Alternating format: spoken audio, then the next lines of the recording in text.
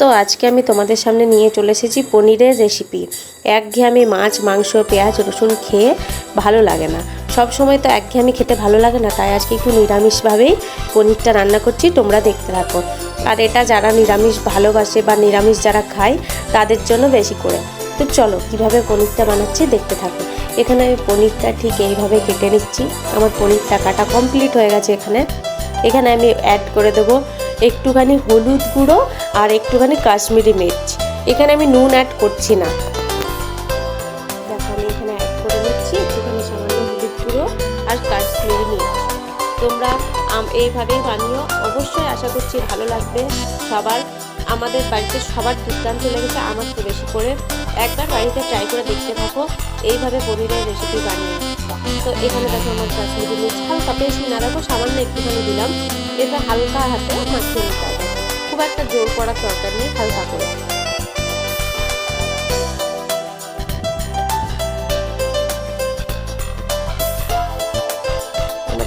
এবার এখানে মশলা যেটা রেডি করছি সেটা হচ্ছে মিক্সির মধ্যে একটু কাজু আর পোস্ত পেস্ট করে রাখবো আলাদা করে। এই যে আমি কাজু আর পোস্ত আলাদা করে পেস্ট করে নিচ্ছি। এরপরে এখানে আমি মশলা অ্যাড করব টমেটো আদা কাঁচা লঙ্কা একটা শুকনো লঙ্কা, এটা আমি পেস্ট করবো এখন। আমার পেস্ট করা কমপ্লিট হয়ে গেছে, আদা টমেটো কাঁচা লঙ্কা। এদিকে আমি কড়াইয়ে তেল দিয়ে দিচ্ছি, তেল গরম হয়ে যাবে, পনিরটা আমি ভালো করে ভেজে নিচ্ছি। এই পনিরটা কিন্তু হালকা ভাজা হবে না, খুব ভালো করে ভেজে, খুব একটা কড়াও হবে না, খুব একটা হালকাও হবে না। দেখে নাও আমি কীভাবে ভাজছি, ঠিক এইভাবে ভেজে নেব। আমার পনির ভাজা কমপ্লিট, আমি এখন পনিরটা ফেলে নিচ্ছি। এরপরে কড়াইয়ে যে তেলটা আছে ওই তেলটা, যদি তেল না থাকে অবশ্যই তেল অ্যাড করে নেবে। এখানে গোটা গরম মশলা একটা শুকনো লঙ্কা তেজপাতা কড়াইয়ের তেলটার মধ্যে দিয়ে দিচ্ছি।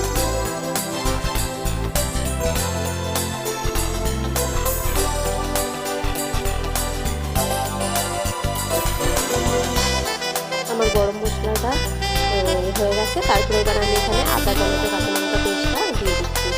এটা ভালো করে কষিয়ে নেবে প্রথমে, যতক্ষণ না আদার গন্ধটা যাচ্ছে ততক্ষণ একটু ভালো করে কষিয়ে নিতে হবে। তো আমার রেসিপিটা কার কার ভালো লেগেছে অবশ্যই কমেন্ট করে জানিয়ে। মশলা অ্যাড করতে চিনি, হলুদ, জিরে গুঁড়ো, নুন, কাশ্মীরি মির্চ।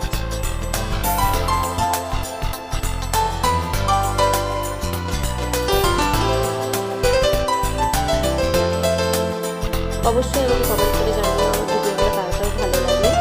এখানে আমার মশলা কষানো হচ্ছে, দেখো অনেকটাই কষানো হয়ে গেছে। এখানে আমি অ্যাড করে দিচ্ছি কাজু আর পোস্ত বাটাটা, যেটা আমি বেটে নিচ্ছিলাম। এবার এটাকে দিয়ে ভালো করে কষিয়ে নিতে হবে। যতক্ষণ না তেল বেরোচ্ছে ততক্ষণ কষানো হবে। আমার এখানে দেখো মোটামুটি কষানো কমপ্লিট হয়ে গেছে। কাজু আর পোস্ত বাটাটা দেওয়ার পরে অনেকটা জলটা কমে গেছে। যাই হোক এখানে এবারে এখানে একটুখানি দই, আমি সামান্য একটুখানি দই অ্যাড করেছি। আর দইটা অনেকে ফাটিয়ে নেয়, আমি ফাটিয়ে নিই, তোমরা চাইলে ফাটিয়ে নিতে পারো। আমার মনে হয় ফাটানোর দরকার নেই, কড়াইয়ের মধ্যে দিলে দেখো ঠিকভাবেই মশলার সাথে আমার দইটা মিশে গেছে, কোথাও ছিটিয়ে যায়নি, কিচ্ছু হয়নি। এখানে আমি দইটা ভালো করে মিশিয়ে নেবো। তারপরে সামান্য একটু জল অ্যাড করে নেবো, বাটিটায় দিয়ে একটুখানি জল দিয়ে দেবো।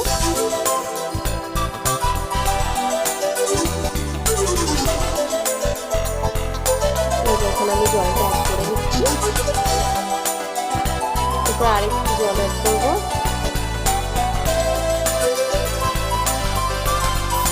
আমি জল অ্যাড করছি, বেশি করে একটু জল অ্যাড করবো। প্রথমে মিক্সিটা দিয়ে দিলাম জলটা, তারপরে একটু জল ভালো করে দিয়ে দিচ্ছি। যতটা আমার জলের দরকার পরিমাণ মতন আমি জল দিচ্ছি, তোমরা তোমাদের পরিমাণ মতন দিও। এটা কিন্তু খুব একটা ঝোল থাকবে না, এটা বাড়িতে মাখাই হবে। রুটি দিয়ে খাওয়ার জন্য একদম দুর্দান্ত, ভাত দিয়েও খেতে পারো, কোনো অসুবিধা নেই। এখানে দেখো আমার জলটা দেওয়ার পরে জলটা ফুটে গেছে। বেশ কিছুক্ষণ আমি জলটা ফুটতে দিয়েছিলাম। তো যেই আমার জলটা ফুটে গেছে তার মধ্যে আমি পনিরগুলো দিয়ে আবারও কিছুক্ষণ ফুটিয়ে নেবো। প্রায় 2-3 মিনিটের মতন আমি পনিরটা দিয়েও ফুটিয়েছি। তোমরা ভেবো না পনিরটা দেওয়ার পরে ভেঙে যাওয়ার ভয় থাকে, কিচ্ছু হয়নি। আমি পনিরটা দিয়েও ভালো করে ভেজে নিচ্ছি, ফুটিয়ে নিচ্ছি। এরপরে এখানে আমি ধনেপাতা অ্যাড করবো। ব্যাস, পনিরের নিরামিষ রান্না কমপ্লিট। দেখো তোমাদের কেমন লাগলো অবশ্যই কমেন্ট করে জানিও। চলো এখনকার মতন